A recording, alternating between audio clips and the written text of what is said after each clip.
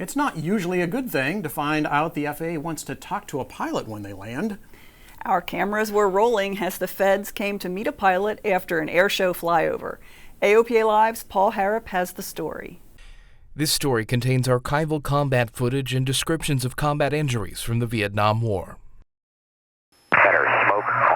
It's a sunny afternoon at Oshkosh, and the T-34 Mentor flight is about to wow the crowd. Suddenly, the air boss comes across the radio. T-34 lead, boss. T-34 lead, go ahead. Yeah, Smitty, got some federales up here, and they need to speak to your Colt leader. Meet Walt Fricke, that Colt team lead for this formation, and someone with whom the FAA wants to speak. He probably turned me in. I don't know what for. On the ground, Walt is trying to piece together why he's headed to chat with Uncle Sam. You messing with me, or was that for real? No, that was for this real. Kevin Morris from the FAA. It's not Fricke's first time dealing with the FAA. Flying is in his blood. His dad flew C-47s in the war, surviving Operation Market Garden. As a young boy in Michigan, Walt started with models. We flew at the Traverse City Airport. So we had a corner of the airport carved out for U-control airplanes and free flight airplanes. And I saw the real airplanes coming and going, and I lost interest in model airplanes. I had to do the real thing. He soloed on his 16th birthday and had his private license before his driver's license. It was 1966, and he was fresh out of high school. He wanted to be a fighter pilot, but an Army recruiter got his attention. And he said, with your high flight time in your logbook, he said, surely you'll go right to the fixed wing school. I could choose on any of them. I don't think he even mentioned helicopters. Fricke was put in command of a Huey, flying 830 hours of combat flight time in just 8 months. I was having the time of my life.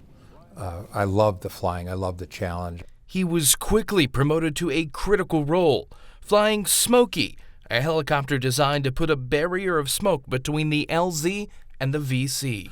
And we flew, when they did a combat assault, put 10 helicopters with troops into a landing zone. We would fly down along the perimeter of the landing zone near the tree line and leave this big smoke trail. It was high-risk flying, but the flying was the reward.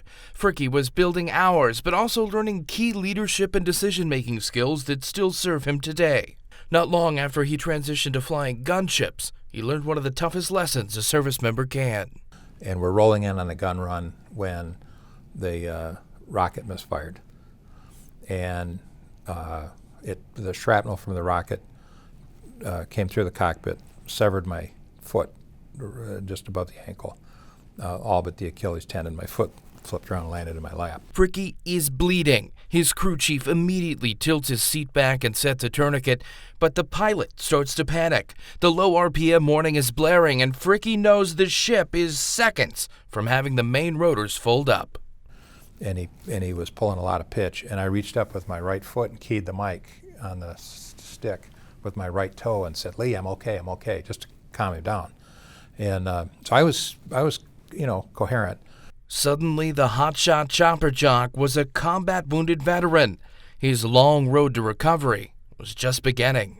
So I'm in the hospital in Fort Knox, Kentucky, which is 600 or 700 miles away from home. And it took my family about a month to gather the resources to come and see me.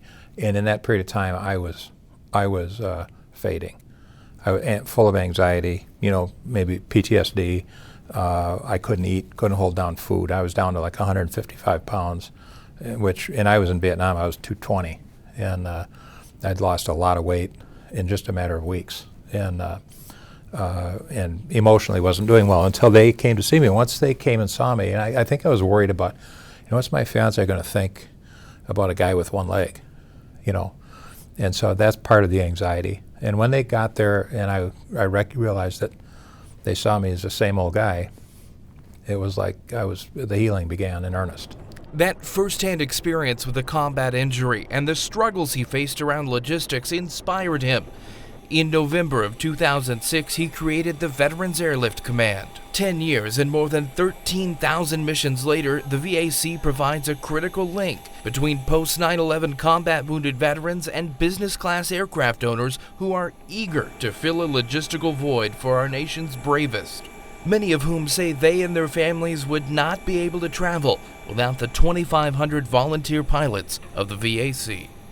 How does this compare with flying commercially? And he burst into tears and said, this is 1 billion times better. So what business does a selfless, heroic, altruistic, and experienced pilot like Walt Fricke have with the FAA? Walt? Depends. Yes. Kevin Morris with the FAA. Let me start off telling you what we know.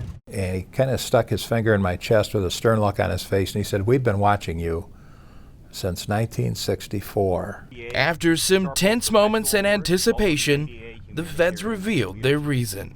And I'm here to present to you on behalf of the FAA the highest honor we can give an airman, the Wright Brothers Master Pilot Award. It's a remarkable moment in the story of one of our nation's great aviators' flying careers. And I look at it as kind of bookends on my career. My life was at the beginning of which I spent flying guys into combat, and now I'm flying them home. Paul Harrop, AOPA Live. Congrats, Walt, and we certainly are thankful for your service. We certainly are. You know, I've known Walt a long time, and I didn't know the story, so great storytelling on Paul's part, too, getting that message out. Great work that VAC does. Wonderful.